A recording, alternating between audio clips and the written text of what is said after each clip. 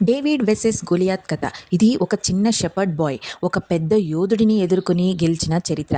కానీ ఇది కేవలం ఒక చరిత్ర కాదు. ఇది ఫెయిత్ వెసెస్ ఫియర్ అనే శాశ్వత సమరం. ప్రపంచంలో ఎందుకు కొన్ని వ్యక్తులు అసాధ్యమని అనిపించే పరిస్థితులను ఎదుర్కొని గెలుస్తారు, మరి ఇంకొందరు భయానికి లొంగిపోతారు? ఇది కేవలం అదృష్టమా లేక మరేదైనా రహస్యమా? ఒకవైపు ఇజ్రాయేలు సైన్యం, మరోవైపు ఫిలిస్తీయుల సైన్యం. యుద్ధం జరగబోతుంది. కానీ యుద్ధం మొదలయ్యేలోపే ఒక పెద్ద సమస్య వచ్చింది. గొలియాత్ అనే మహాకాయుడు. అతని ఎత్తు దాదాపు 9 అడుగులు, బలమైన కవచాలు, ఇనుప కత్తులు. అతను ఒక్కసారి గర్జిస్తే మొత్తం సైన్యం వణికిపోతుంది. ప్రతిరోజు అతను బయటికి వచ్చి ఇలా చెబుతాడు, మీరిలో ఎవడైనా ధైర్యం ఉంటే వచ్చి నాతో యుద్ధం చెయ్యి. నువ్వు గెలిస్తే మేమంతా మీ దాసులమవుతాం, కానీ నేను గెలిస్తే మీరంతా మా దాసులవుతారు అని. ఇశ్రాయేలీయులు భయపడ్డారు.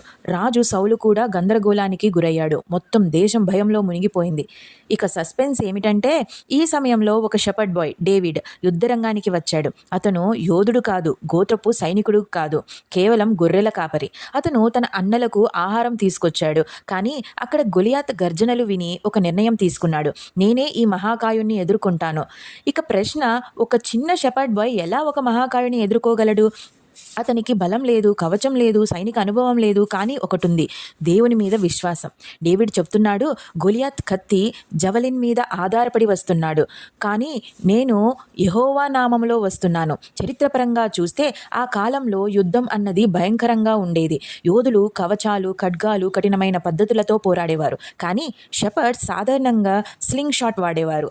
అది కేవలం ఆటబొమ్మ కాదు. ఆ కాలంలో ఒక ట్రైన్డ్ స్లింగర్ ఒక రాయిని తూటాకి సమానంగా కొట్టగలిగేవాడు.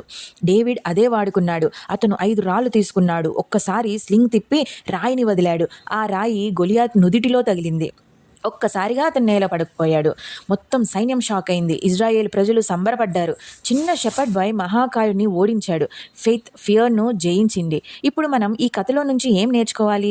మొదట, గొలియాత్ అంటే ఎప్పుడూ ఒక మనిషే కాకపోవచ్చు. మన జీవితంలో గొలియాత్ అంటే సమస్యలు కావచ్చు, భయాలు కావచ్చు, అనారోగ్యం కావచ్చు, అప్పులు కావచ్చు. అవి మనకంటే పెద్దవిగా అనిపిస్తాయి. రెండవది, మనం ఎప్పుడూ మన శక్తితో గెలవలేం.